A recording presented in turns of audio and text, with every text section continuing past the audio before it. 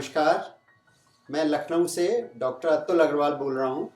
मैं एक neuro physician हूँ और आज हम आपसे मैं बात करने जा रहा हूँ मिर्गी रोग के ऊपर। ऐसे तो हर रोग के बारे में जानकारी आपको होनी चाहिए लेकिन एपिलेप्सी यानी मिर्गी रोग एक ऐसा रोग है जिसके बारे में बहुत सारी भ्रांतियाँ हैं। बहुत सारे मन में सवाल रहते हैं जिनका जवाब आपके पास नहीं रहता। इसके साथ बहुत सारी भ्रांतियां जुड़ी हैं। ये माना जाता है कि मिर्गी रोग कोई ऊपरी देवी के प्रकोप से या किसी और वजह से हो जाता है। क्यों हो जाता है? जब हम रोगियों को देखते हैं, बताते हैं, तो परिवार वाले बताते हैं कि हमारी तो 7 पुश्तों में भी ऐसा नहीं हुआ, फिर हमारे बच्चे को ऐसा क्यों हो गया। इस तरह के बहुत सारे सवाल उठते हैं। तो इन्हीं सबको का समाधान करने के लिए, मिर्गी रोग के बारे में जानकारी देने के लिए आज मैं आपके सामने प्रस्तुत हूँ। पहले तो ये कि मिर्गी रोग होता क्या है। जैसे हर किसी को मालूम है कि आपका दिल हर सेकंड धड़कता रहता है, उसमें धड़कन रहती है। इसी तरह से आपको ज्ञात हो कि मस्तिष्क में भी कुछ विद्युत तरंगें, कुछ माइक्रोवोल्ट में गतिविधि चलती रहती है जबकि आप सोते हैं तब भी। तो ये तो नॉर्मल गतिविधि है। इसके बाद यदि आपने सोचा कि मैं ये स्विच ऑन करूं, आपने हाथ को उठाया और स्विच को ऑन किया, लेकिन ये इतना जो सिंपल एक्ट है, जो एक सामान्य सा कार्य है, ये भी इतना नहीं है। मस्तिष्क में, बाएं ब्रेन में, जहां मेरे दाहिने हाथ का कंट्रोल है, वहां से विद्युत तरंगें बनी, वो नसों के जरिए, नर्व्स के जरिए हाथ में आई। हाथ की मांसपेशियों ने जितना काम है उतना काम किया। तो ये एक नॉर्मल गतिविधि है। लेकिन अगर वही विद्युत तरंगें बहुत अधिक मात्रा में बन जाएं तो जो शरीर में परिवर्तन होते हैं उसको हम लोग मिर्गी कहते हैं। जैसे मिर्गी भी कई प्रकार की हो सकती है, जैसे कि आंशिक मिर्गी। आंशिक का मतलब फोकल। जैसे मैंने उदाहरण दिया था, अगर यहाँ पर विद्युत तरंगें अधिक बने तो मेरे हाथ में आएंगी और मेरा हाथ बिना चाहे भी उसमें ऐंठन हो सकती है और फिर उसमें लगातार कंपन हो सकता है। तो ये एक तरह से आंशिक मिर्गी हुई। और फिर अगर विद्युत तरंगें पूरे मस्तिष्क में फैल जाए तो मेरे पूरे दाहिने हाथ में, पूरे शरीर में ऐंठन कंपन हो सकती है, जिसको पूर्ण मिर्गी का दौरा कहेंगे। तो मिर्गी के दौरों को मुख्य रूप से 2 भागों में बांटा जा सकता है। एक आंशिक मिर्गी फोकल या एक पूर्ण मिर्गी जनरलाइज एपिलेप्सी।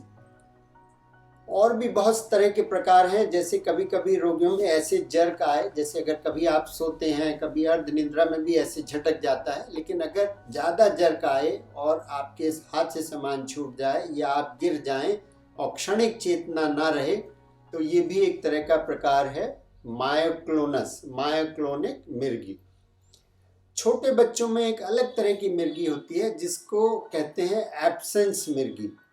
जैसे नाम ही बता रहा है कि बच्चा, जैसे मैं 2 सेकंड कुछ नहीं बोला, आंख फड़फड़ाई मैंने, तो बच्चा जो भी कर रहा है, अगर वो बोल रहा है, खा रहा है, तो वो कुछ क्षण के लिए 10, 15, 20 सेकंड के लिए रुक जाता है और फिर से वही काम करने लगता है जो वो कर रहा था। उस क्षणों में कुछ आँखों में झिलमिलाने जैसी, आँख फड़फड़ाने जैसी गतिविधि हो सकती है। और ऐसा दौरा, ये भी एक दौरा ही हुआ। ये दौरा 10 सेकंड से लेके 20-25 सेकंड तक होता है और एक दिन में 10-20 से लेके सैकड़ों और हजारों बार हो सकता है। उस समय में रोगी संज्ञा शून्य रहता है, उसको ये नहीं मालूम है कि मैं क्या कर रहा हूँ। तो ऐसे बच्चे क्लास में हैं तो वो नेचुरल है कि वो उस समय जो पढ़ाया जा रहा है उसको ग्रैस्प नहीं कर पाएंगे। टीचर को देखने में लगेगा कि ये बच्चा तो सपन देख रहा है, कहीं बाहर खोया है, कुछ और सोच रहा है। तो उनको प्रताड़ित भी किया जाता है, दंड दिया जाता है कि तुम पढ़ने में ध्यान नहीं लगा रहे हो, जबकि वास्तविकता में ऐसा कुछ नहीं है। तो ये भी एक मिर्गी का प्रकार है। तो हमने ये जाना कि मिर्गी का दौरा सिर्फ एक तरह का नहीं है, ये भी बहुत तरह का हो सकता है। और जो आंशिक मिर्गी है उसमें रोगी को मालूम रहता है क्या हो रहा है, वो अवेयर रहता है, उसकी अवेयरनेस इंटैक्ट है, वो होश में है, और अगर आप उस समय कुछ पूछें तो जवाब दे सकता है। बाद में वो विस्तार से आपको ये बता सकता है कि ये हुआ और मेरे कंट्रोल में नहीं था। या बहुत बार जैसे हाथ में ऐंठन कंपन होती है, उसमें बहुत करंट जैसी फीलिंग, ऐसा भी हो सकता है। अगर मस्तिष्क का देखने वाला हिस्सा प्रभावित हो तो उसको झिलमिलाहट जैसी चीज़ें दिख सकती हैं। या कभी कभी मस्तिष्क के कुछ हिस्सों में प्रभाव होने से, जैसे पेट में गैस, ऐसे फीलिंग भी हो सकती है। या वो संज्ञा शून्य होकर के मुंह चलाना, इस तरह की हरकत कर सकता है। या किसी चीज को बार बार जैसे छूने का, हाथ को मलने का, और 2-4 कदम चल भी सकता है, लेकिन आमतौर पे उसको इस बात का ज्ञान नहीं रहता कि ऐसा हो रहा है। तो मिर्गी के दौरे में रोगी होश में भी हो सकता है, बेहोशी होना जरूरी नहीं है। लेकिन जो पूर्ण मिर्गी का दौरा होता है उसमें शुरू में कुछ रोगियों को एहसास हो सकता है कि कुछ होने जा रहा है, लेकिन अधिकतर को ज्ञान नहीं होता। फिर बहुत जोर से चीख निकलती है कुछ रोगियों में, क्योंकि जो वोकल कॉर्ड है वो बंद होता है और जो डायफ्राम और चेस्ट में कॉन्ट्रैक्शन हो रहा है उससे चीख निकलती है। रोगी की पूरे शरीर में ऐंठन हो सकती है, और अगर रोगी बैठा या खड़ा है तो वो गिर सकता है। और फिर शरीर में क्रमिक ऐंठन और फिर रिलैक्सेशन। ऐंठन कंपन ऐसे 10, 20, 50 बार बहुत तेजी से होता है और फिर धीरे धीरे वो रिलैक्स हो जाता है। उस समय में सांस तेजी से चलती है, मुंह में लार बहुत ज़्यादा बनती है, उसके चलते फेना सा आ सकता है, मुंह से नाक से फेना आ सकता है। शुरुआत में जब ऐंठन बढ़ती है तो जबड़े टाइट हो जाते हैं, और कभी कभी जीभ अगर दांतों के बीच में आ जाए तो उससे खून निकल सकता है, रक्तस्राव, हेमरेज हो सकता है, और वो थोड़ा भयावह स्थिति, खून बह रहा है, तो ये कठिन परिस्थितियों का लगता है रोगी के परिवार वालों को कि कठिन परेशानी है। और जब रिलैक्स हो जाता है पूरा, तो उस समय अगर यूरिनरी ब्लैडर, मूत्राशय में जो पेशाब की थैली है उसमें अगर पेशाब हो तो रिलैक्स होने से इंस्फिंक्टर पेशाब कपड़ों में हो जाता है, हो सकता है। और बच्चों में मल का विसर्जन, लैट्रिन भी हो सकती है कपड़ों में। उसके बाद रोगी कुछ समय शांत रहता है, विक्षिप्त हो सकता है, रेस्टलेस हो सकता है, सो सकता है। अगर होश में है तो उसको उल्टी जैसी महसूस होती है, सिर में दर्द बता सकता है, उल्टी हो सकती है। तो ये एक दौरा है, और फिर मरीज सो गया, 2 घंटे बाद उठा, धीरे धीरे ठीक हो गया। उसको दूसरा दौरा 1 दिन बाद भी हो सकता है, 1 घंटे बाद भी हो सकता है, 1 हफ्ते, 1 महीने बाद ना भी हो सकता है। तो 2 दौरों के बीच में रोगी बिल्कुल नॉर्मल, सामान्य व्यक्ति की तरह से, सामान्य ह्यूमन बीइंग, सामान्य बच्चा की तरह से रहता है। लेकिन दोबारा अगर मिर्गी रोग, एक बार दौरा होने को मिर्गी नहीं भी मानते, लेकिन अगर बार बार होने की प्रवृत्ति हो या 1 से अधिक बार दौरा हो जाए तो फिर मिर्गी रोग मानते हैं। दुनिया भर में बहुत सारे लोगों को मिर्गी रोग हो जाता है। अगर आंकड़ों की बात करें तो प्रति 1000 लोगों में करीब 5 से 10 रोगी कभी न कभी मिर्गी रोग से प्रभावित हो जाते हैं। बचपन में, बाल्यावस्था में, युवावस्था में अधिक होता है, और फिर धीरे धीरे वृद्धावस्था तक, तो जन्म से लेके मृत्यु तक, वृद्धावस्था तक किसी को भी हो सकता है, महिला पुरुष किसी को भी हो सकता है। और गरीब अमीर, इसमें कोई ऐसी वो नहीं है। ऐसा मानते हैं लोग, विशेषज्ञ, कि करीब दुनिया भर में 5-6 करोड़ रोगी होंगे। तो ये एक बहुत बड़ी संख्या है, और बहुत सारे लोगों को रोग हो जाता है। अब बात ये उठती है कि मिर्गी रोग होता क्यों है, किसी को भी मिर्गी रोग, मिर्गी का दौरा क्यों पड़ जाता है। तो इसमें भी कारण अलग अलग आयु में अलग अलग हैं। जन्मजात शिशु में जो न्यूबॉर्न बेबी है, उसमें अगर प्रसव के दौरान, डिलीवरी के दौरान सिर में चोट लग जाए, कुछ इन्फेक्शन हो जाए, या डिलीवरी के बाद उसके शरीर में सोडियम, पोटेशियम, कैल्शियम की कमी हो जाए, तब भी दौरा हो सकता है। कभी कभी इन्फेक्शन, सेप्टिसीमिया, मेनिंजाइटिस उस आयु में हो जाते हैं। कुछ अगर जन्मजात विकृति है, कुछ रसौली है, कुछ उसको परेशानी है, तब भी दौरा हो सकता है। और बहुत से अन्य कारण हैं जो कि कुछ बच्चों में रोग को पैदा करते हैं। अब सवाल ये उठता है कि आखिर किसी रोगी को मिर्गी रोग क्यों हो जाता है। बहुत सारे रोगियों में तमाम जांचों के बाद भी हम लोग ये तय नहीं कर पाते कि मिर्गी रोग क्यों हुआ, लेकिन बहुत से लोगों में, काफ़ी व्यक्तियों में ये पता लग जाता है कि रोग क्यों हुआ। और ये रोग के कारण जन्म से लेके वृद्धावस्था तक भिन्न भिन्न होते हैं। जैसे नवजात शिशु में, न्यूबॉर्न बेबी में, अगर प्रसव के दौरान, डिलीवरी के समय सिर में चोट लगी, कठिनता से डिफ़िकल्ट डिलीवरी थी, तब ऐसा हो सकता है। अगर डिलीवरी के बाद, प्रसव के बाद रोगी बच्चे में नमक कम हो जाए, कैल्शियम कम हो जाए, शुगर कम हो जाए, तब भी दौरा हो सकता है। और कुछ आनुवांशिक कारणों से भी बच्चे में दौरा पड़ सकता है। छोटे बच्चों में 6 वर्ष की आयु, 6 महीने से 6 वर्ष की आयु में बहुत सारे सेंसिटिव बच्चों में तेज बुखार के साथ दौरा पड़ने की आशंका रहती है। अगर उनको बुखार हुआ तो बुखार के साथ दौरा, मिर्गी का दौरा पड़ सकता है। और ऐसा दुनिया भर में 2-3% से 5-6% तक बच्चों में ऐसा देखा जाता है। वो दौरा क्षणिक होता है और ज़्यादातर बच्चों में दोबारा तिबारा दौरा नहीं भी होता है, लेकिन कुछ लोगों में बार बार, हर बार दौरा हो सकता है। इसको दौरा ही कहते हैं, मिर्गी नहीं कहते। मतलब जैसे अभी हमने बात की थी, तो एक एपिसोड को कहा मिर्गी का दौरा या सीजर या एपिलेप्टिक अटैक, लेकिन बार बार दौरा होने को मिर्गी रोग कहा गया। बार बार दौरा होने की प्रवृत्ति, टेंडेंसी को मिर्गी रोग कहा गया। तो बच्चों के होने वाले तेज बुखार के साथ के दौरे को हम लोग फेब्राइल सीजर कहते हैं।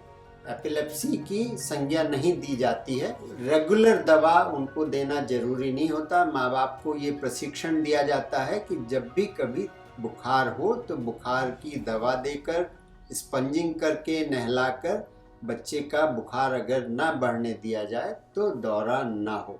या ऐसे बच्चों को 1-2 दिन बुखार के समय कुछ माइल्ड बेंजोडायजेपिन जैसे कि हम लोग दे देते हैं, जिससे कि दौरा ना हो। और कभी कभी गुदा के रास्ते डायज़ेपाम देना भी रिकमेंडेड है।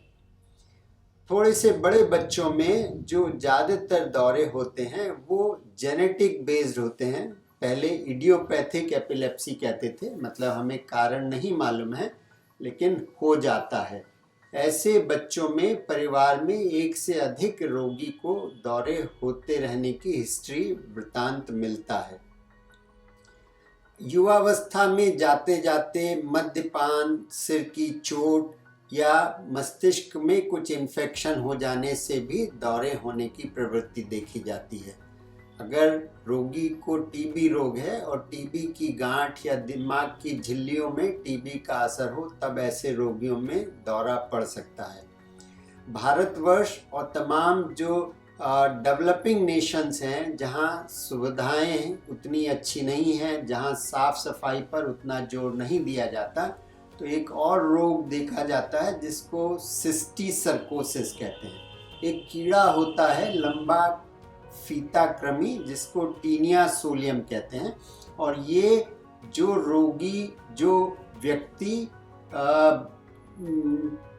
मांसाहारी हैं और जो पोर्क मीट खाते हैं, जो सुअर का मांस खाते हैं, और अगर मांस अध पका हो, उसमें इन्फेक्शन हो, उसमें फीता कृमि की सिस्ट हो, तो वो रोगी जब ऐसा मांस खाते हैं तो वो पेट में जा कर के जो सिस्ट से रिलीज होती है, और वहाँ से जो ऑन्कोस्फीयर जो उसमें से रिलीज हुए वो शरीर के विभिन्न हिस्सों में जा सकते हैं। और अगर ऐसा कोई जो बिल्कुल माइक्रोस्कोपिक कीड़ा है वो अगर मस्तिष्क में पहुंच जाए तो वो मस्तिष्क में एक सिस्ट बना सकता है, एक या कई अधिक सिस्ट, और उनके वहाँ पर इन्फेक्शन से बाद में मिर्गी का दौरा कहते हैं। तो ये एक बहुत कॉमन सी चीज़ है, और इसमें खान पान की अशुद्धता है।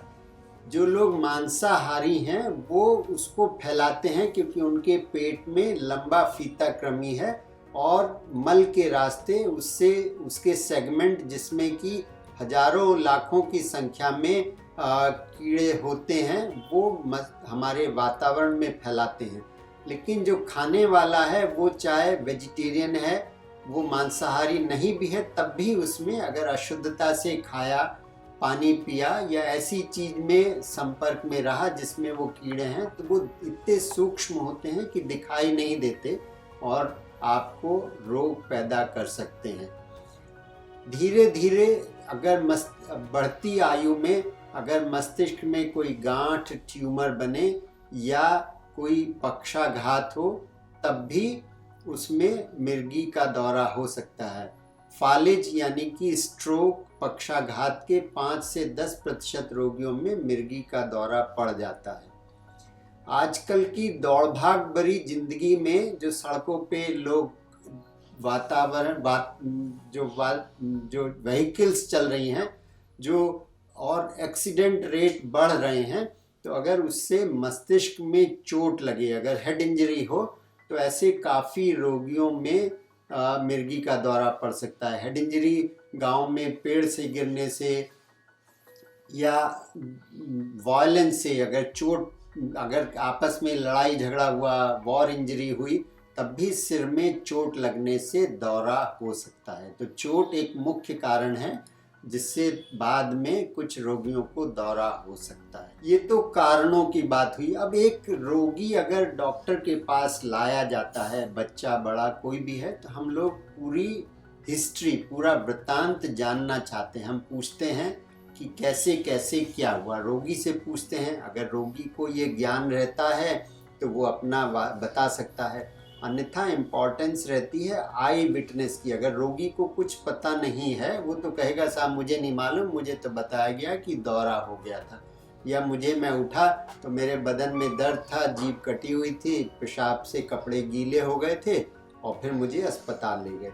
तो रोगी के साथ जो भी हुआ तो उसमें क्या हुआ, क्या आंखें घूमी, क्या आंखें ऊपर दाएं बाएं हो गई, क्या शरीर के एक हिस्से से शुरुआत हुई या पूरे शरीर में हुई, जो भी अनुभव हुआ, जो भी वृतांत है, उसको विस्तार से चर्चा की जाती है। ये इसलिए जरूरी है कि अगर आप किसी को दौरा होते हुए देखते हैं तो आप ये सब नोट करें और ये सब आपसे पूछा जाएगा। अक्सर माँ बाप कहते हैं साहब हम तो घबरा गए थे उस समय कि हमने तो ध्यान नहीं दिया, लेकिन इसका इम्पोर्टेंस जरूरी है। और आजकल तो हर किसी की जेब में स्मार्टफोन होता है, तो अगर आपके संबंधी को, आपके बच्चे को, आपके रिश्तेदार को, मित्र को, किसी को दौरा पड़े, तो उसका अगर आप वीडियो बना लें तो डॉक्टर को ये समझने में कि दौरा किस प्रकार का था महत्वपूर्ण मदद मिलती है। और ये इसलिए भी ज़रूरी है कि बेहोशी और दौरा से मिलती जुलती बहुत सी अवस्थाएं हो सकती हैं। कुछ बच्चों में, महिलाओं में, युवतियों में, लड़कियों में या किसी में भी कभी कभी अत्यधिक तनाव में भी बेहोशी हो जाती है। अक्सर देखा है कि लड़की की विदाई हो रही है और लड़की की माँ बेहोश हो गई, या कोई करुण दृश्य हुआ तो लोग बेहोश हो गए। तो वो बेहोश होना मिर्गी का दौरा आम तौर पे नहीं होता।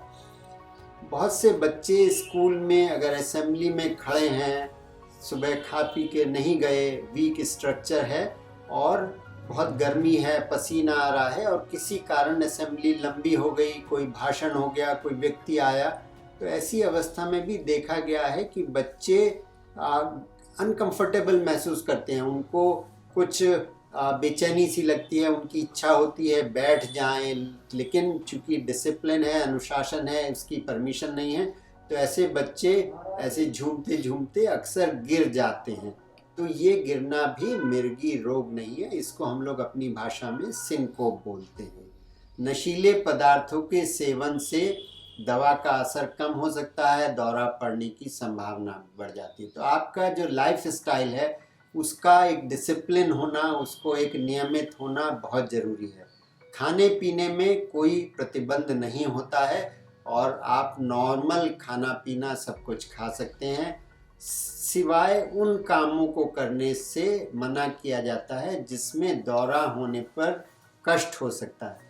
तो ऐसे रोगियों को कहा जाता है कि आप उन परिस्थितियों से बचें। अगर आप नाव चलाते हैं और नाव चलाते हुए दौरा पड़ जाए तो आप निश्चित रूप में पानी में गिर के डूब सकते हैं। तो कहा जाएगा कि भैया नाव नहीं चलाओ, कमर्शियल व्हीकल नहीं चलाइए। बहुत देशों में अलग अलग नियम हैं, लेकिन जब तक दौरा कंट्रोल ना हो जाए अच्छी तरह से तो महीनों सालों आपको वाहन नहीं चलाना चाहिए, क्योंकि अगर वाहन चलाते हुए दौरा पड़ जाए तो आप खुद भी चोटिल होंगे और बहुत सारे जो सड़क पर और लोग चल रहे हैं उनको नुकसान पहुंचा सकते हैं।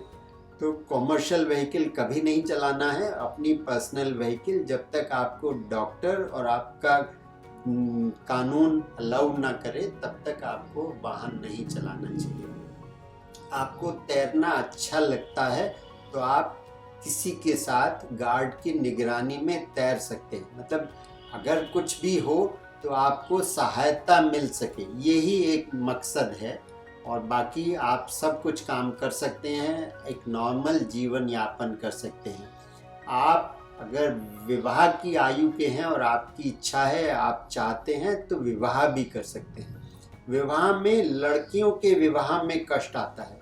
कष्ट है कि माता पिता आम तौर पे ये बात बताना नहीं चाहते, वो छुपाते हैं और लड़के को या वर पक्ष के लोगों को इस बात की जानकारी नहीं दी जाती। और अगर दौरा ससुराल में पड़ जाता है तो तमाम फिर छीटाकशी और प्रत्यारोप और कानूनी लड़ाई भी हो जाती है और कभी कभी संबंध छूट भी जाता है, तलाक की नौबत आ जाती है।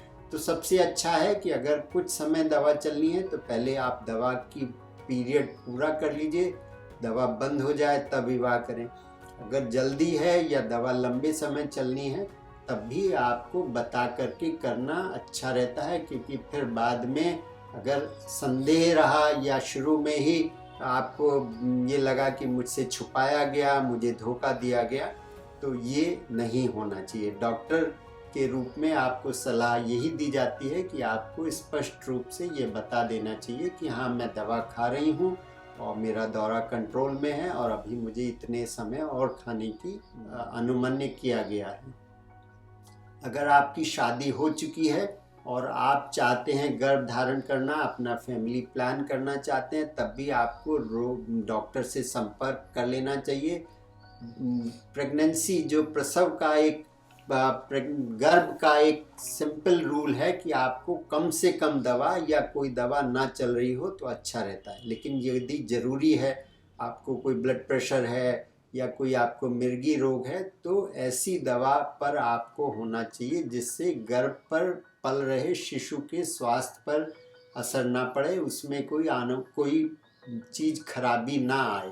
ऐसे अगर आप सामान्य 100 गर्भ की महिलाओं को देखें तो 1-2 में सब कुछ सामान्य होते हुए भी खराबी हो सकती है, उसमें कुछ कमी आ सकती है, कुछ मेल फॉर्मेशन दिखाई दे सकते हैं। लेकिन अगर आप मिर्गी रोग की दवा खा रही हैं तो ये संभावना 2-3% से लेके कुछ दवाओं में 5-10%, 20% भी हो सकता है। तो ऐसी अवस्था में कोशिश की जाती है कि जो सेफ दवा है, रिलेटिवली सेफ, और उनकी कम से कम डोज, कम से कम मात्रा ली जाए और साथ में गर्भ धारण करने से पूर्व ही कंसेप्शन से पहले ही एक फॉलिक एसिड की एक गोली लेते रहने से भी काफ़ी रोगियों में बेहतरी रहती है, संभावना परसेंटेज काफ़ी कम रहती है। और फिर आपको अपने स्वास्थ्य का ध्यान रखना है। इन चीज़ों के अलावा, दवा के अलावा, सामान्य खान पान, पौष्टिक आहार, व्यायाम, योगा, खुश रहना, ये सब रोगों में ज़रूरी है। उसी तरह से मिर्गी में भी ज़रूरी है। रोगी हमसे पूछते हैं कि ये मुझे ही क्यों हुआ, आखिर ये मुझे ही क्यों हुआ। अब किसी को भी डायबिटीज़ क्यों हो गई, ब्लड प्रेशर क्यों हो गया, किसी को कैंसर क्यों हो गया, लेकिन हमारे हाथ में है कि जो भी कुछ है उसका हम सामना करें, उसके साथ अच्छा जीवन यापन करें और उस पर विजय प्राप्त करें। तो कुल मिलाकर अब क्यों हो गया तो नहीं कहा जा सकता। जैसे कारण आप में कुछ हुआ, या कुछ हो सकता है कुछ लोगों में आनुवांशिक हुआ, लेकिन दवा से कंट्रोल होने ज़्यादातर रोगी बिल्कुल नॉर्मल जीवन यापन कर सकते हैं, सामान्य, और फिर दवा बंद भी हो जाती है। ये कोई छुआछूत का रोग नहीं है कि एक रोगी से दूसरे को हो जाए। ज़्यादातर में आनुवांशिक रोग भी नहीं है। आप नॉर्मल की तरह से सब कार्य कर सकते हैं। आप चाहें तो बीमारी, जो भी बीमारी है या जिसके बारे में भी आप अगर लिटरेचर सर्च करें, आप आज इंटरनेट पे, गूगल पे सर्च करें तो बहुत कुछ जानकारी मिलती है। लेकिन जो जानकारी आपको अपने डॉक्टर से मिलती है वो सेटिस्फाइंग होती है, वो आपके लिए लागू होती है। क्योंकि इंटरनेट और गूगल तो एक तरह का जंगल है जिसमें आप भटक सकते हैं, जिसमें खो सकते हैं, और हो सकता है आपको वो सब दिक्कतें ना हो, उसमें आपको पढ़ करके ज़्यादा परेशानी का एहसास हो। तो इसलिए अपने डॉक्टर से पूछिए। बहुत कुछ संस्थाएं हैं भारत में, इंडियन एपिलेप्सी एसोसिएशन, भारतीय मिर्गी संघ हैं, उसकी शाखाएं हैं। आप सब भी उसके मेंबर बन सकते हैं, सदस्य बन सकते हैं, उसकी वार्षिक गोष्ठी में भाग ले सकते हैं। अपने आसपास के लोगों में एक समूह बनाइए, सेल्फ हेल्प ग्रुप बनाइए, मिलिए, एक दूसरे का उत्साहवर्धन करिए। बहुत सारी लिटरेचर उपलब्ध है और आप डॉक्टर से भी मांग सकते हैं। मैंने कुछ समय पहले एक ये पुस्तक लिखी मिर्गी रोग के बारे में, जिसको मैं अपने सब मिर्गी रोगियों को दे देता हूँ, जिसको पढ़ के उनके शंका समाधान हो जाते हैं, और जो पढ़ने के बाद उनकी समस्याएं, जो उनके मन में शंकाएं रहती हैं, मैं फिर उनका निवारण करता हूँ। तो कुल मिला के मिर्गी रोग पर विजय पाना है। और चूंकि इसके रोग के बारे में बहुत कुछ भ्रांतियां हैं, तो ये जो प्रयास है ये इसीलिए है, अवेयरनेस के लिए है। आपको जन जागरूकता बढ़ानी है, और हर रोगी हमारा एक एम्बेसडर हो सकता है जो उसको और दूसरे रोगियों को कहें। आपको ये जान के शायद आश्चर्य हो कि बहुत सारे विश्व विभूतियाँ ऐसे ऐसे लोग हुए हैं, कहते हैं कि जैसे बहुत बड़े क्रिकेटर हुए जॉन टी रोड, उससे पहले टोनी ग्रेग, इन सबको एपिलेप्सी रही, इसके बावजूद वो अपने क्षेत्र में बहुत कुछ कर पाए। लोग कहते हैं कि नेपोलियन बोनापार्ट और बहुत सारे ऐसे लोग हुए जिनको मिर्गी रोग हो गया। उसके बाद भी वो बहुत अच्छे पेंटर हुए हैं, बहुत अच्छे सिंगर हुए हैं, साहित्यकार हुए हैं, और जिनको मिर्गी रोग हुआ, लेकिन उसके बावजूद भी उन्होंने अपनी कला को नहीं छोड़ा, अपनी हिम्मत नहीं छोड़ी, और उस पर वो विजय पा सके। तो अगर हम लोग का ये कर्तव्य है कि हम जन जागरूकता बढ़ाएं और इसके बारे में पढ़ें, और अपने या अपने संबंधी या अपने मित्र में जिसको मिर्गी रोग है उसका प्रोत्साहन करें, उसकी हिम्मत बढ़ाएं और मिर्गी पर विजय प्राप्त करने में मदद करें। धन्यवाद। ये एक रोगी का सीटी स्कैन है, चित्रों का समूह है, जिसमें हम देख सकते हैं कि हल्की सी खराबी है। तो इस तरह का सीटी स्कैन की प्लेट होती है, और ये उसी में एक रोगी का एमआरआई है। ये और बारीकी से उस रचना को दिखाता है, एक रोगी का है जिसके उसमें कुछ वो थी, खराबी थी। तो इस तरह का एमआरआई की प्लेट होती है, जिसमें 20-30 छोटे छोटे एक्सरे समूह होते हैं।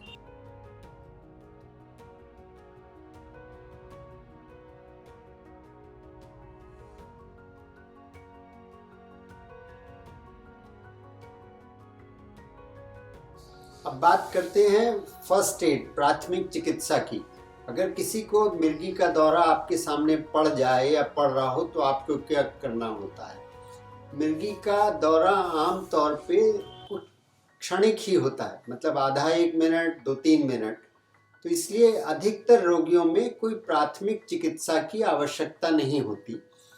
आपको ऑब्जर्व करना है, देखना है क्या हो रहा है। अगर उसके आसपास कोई नुकीली चीज़ है, कोई धारदार चीज़ है तो उसको हटा दीजिए। अगर उसने टाई पहनी हुई है, गला टाइट है तो उसको ढीला कर दीजिए।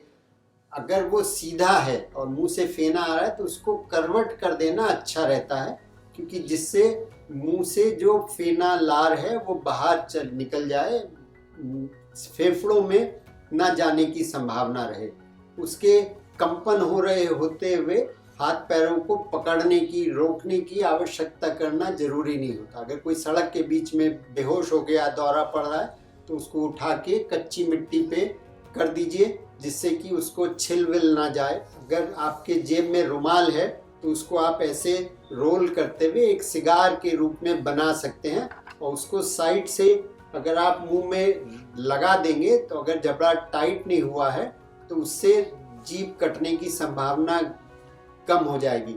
लेकिन कोशिश न करिए कि अपनी उंगली मुंह में डालें, क्योंकि रोगी तो होश में है नहीं, और जबड़ा जब टाइट होगा बहुत ज़्यादा तो आपकी उंगली कट सकती है। उसको ध्यान से देखिए क्या हो रहा है, क्योंकि डॉक्टर को वो जानकारी महत्वपूर्ण होती है। और जब वो रोगी का दौरा रुक जाए तो उसके आसपास ही बने रहिए, जिससे वो कंफ्यूज होके चल ना पड़े, गिर ना जाए, एक्सीडेंट ना कर बैठे। और उसको सांत्वना दीजिए और फिर उसको घर पहुंचाइए। रोगी को ये कहा जाता है कि अपना एक कार्ड जेब में रखिए कि वो कौन है, कहाँ रहता है, फ़ोन नंबर क्या है, डॉक्टर का नंबर क्या है, और अगर आपको कोई दौरा पड़ते हुए पाए तो उसको कहाँ किससे कांटेक्ट करना चाहिए। तो जो कोई, अगर आप अकेले भी जा रहे हैं और कोई अजनबी भी आपकी मदद करना चाहे तो आपकी मदद कर सकता है। आम तौर पे कोई ज़्यादा फर्स्ट एड नहीं है, लेकिन अगर दौरा लंबे समय पड़े, जो कुछ लोगों में हो सकता है, तो फिर फौरन अस्पताल ले जाना होता है, क्योंकि सिर्फ इंट्रावीनस, सिर्फ नस के जरिए ही उस समय दवा दी जा सकती है। छोटे बच्चों में एक दवा नेजल स्प्रे के रूप में उपलब्ध है, मिडाजोलैम। उसको नाक में स्प्रे कर देने से भी वो नाक की झिल्ली से दवा एब्जॉर्ब करके जल्दी असर करती है, उसका प्रयोग किया जा सकता है। छोटे बच्चों में पहले एक पर रेक्टल डायज़ेपाम भी हम लोग प्रयोग करते रहे। लोग पूछते हैं कि क्या मिर्गी से बचा जा सकता है, मिर्गी से कैसे बच सकते हैं? तो इसका उत्तर कारणों में ही है। जिन कारणों से मिर्गी होती है, अगर आप उनसे बच पाएंगे तो आपको मिर्गी होने की संभावना नगण्य हो जाएगी। तो पहली बात, भारत सरकार बहुत सालों से कह रही है कि प्रसव अस्पताल में ही हो, कुशल हाथों में हो। पहले डिलीवरी आमतौर पे प्रसव घर पे भी करा देते थे, लेकिन अगर आप घर पे कराएंगे और माँ को या बच्चे को कुछ परेशानी होगी तो फिर कष्ट हो जाएगा। तो इसीलिए हर गर्भवती महिला को प्रसव पास के स्वास्थ्य केंद्र में या अस्पताल में ही कराना चाहिए, कुशल हाथों में, जिससे इस तरह की संभावना, बच्चे की चोट और कुछ अगर जरूरी पड़ता है तो कुछ लोगों में जिसमें प्रसव में परेशानी हो रही होती है तो फौरन ऑपरेशन करके भी डिलीवरी कराई जाती है। दूसरी बात, सिर की चोट। इतना कुछ कहने के बाद भी, इतना फाइन लगाने के बाद भी आज सड़कों पर बिना हेलमेट लगाए दोपहिया वाहनों को देखा जा सकता है, बिना सीट बेल्ट लगाए कार में चलते लोगों को देखा जाता है। तो आप ओवर कॉन्फिडेंस हैं कि नहीं मैं तो ठीक से चलाता हूँ, लेकिन ऐसा नहीं है। दुर्घटना, सड़क पे कुछ फिसलनापन है, बारिश हुई है या सामने वाले ने टक्कर मार दी तो चोट तो आपको ही लगेगी। तो आपको स्वास्थ्य के लिए, अपने सिर को बचाने के लिए हेलमेट लगाना जरूरी है। अच्छी क्वालिटी का ISI मार्क हेलमेट अच्छे से लगाना है, और जिससे अगर चोट लगेगी तो सिर बचा रहेगा। अगर एक्सीडेंट भी होगा तो अगर आपने सीट बेल्ट लगाई हुई है तो आपका दिमाग, सिर बच जाएगा। तो सिर की चोट से बचना है। जो छतों पे पतंग उड़ाते हैं, जो गांव में जामुन और आम के पेड़ों से तोड़ते हैं, बिना सुरक्षा का ध्यान रखें। तो आपको ध्यान रखना है कि सिर की चोट का। तीसरा है पहलू सफाई का और इन्फेक्शन से बचने का। तो यदि कोरोना काल में हमने सबने सीख लिया है कि सफाई कैसे रखनी है, घर से बाहर से आकर के कैसे हाथ मुंह धोना है, अच्छे से सफाई रखनी है। सब्जियां जो खाने के पदार्थ हैं उनको अच्छे से धोना है। जो मिट्टी में या जो रॉ चीज़ आप खा रहे हैं, जो सब्जी सलाद या फल आप बिना पकाए खा रहे हैं, उनको अच्छी तरह से धोना है। हाथ को बार बार धोना है। नाखूनों को काट कर रखना है, क्योंकि उसमें अगर बढ़े रहेंगे तो नीचे मैल और उसमें गंदगी इकट्ठी होगी, उससे कीड़े और जो अंडे हैं वो पेट में जाने की संभावना रहती है। तो अगर हम सफाई का ध्यान रखेंगे, अगर हम पेट की प्रति फीताकृमि की दवा खाते रहेंगे, जिससे कि अगर आपके पेट में फीताकृमि नहीं डेवलप होगा, अगर आप मांसाहारी हैं तो अच्छे से पका हुआ मांस ही खाएंगे, तो और अगर आप हाथ धो करके और साफ सफाई के साथ पानी और खाने के पदार्थों का सेवन करेंगे, तो आपको निश्चित रूप से सिस्टिक सर्कोसिस होने की संभावना नहीं होगी। और उससे होने वाली जो एपिलेप्सी का रोग है, तो ये रोग हैं जिनसे आप, जिन कारणों से दौरा हो सकता है, अगर उनसे बचेंगे तो दौरा होने की संभावना नगण्य हो जाएगी।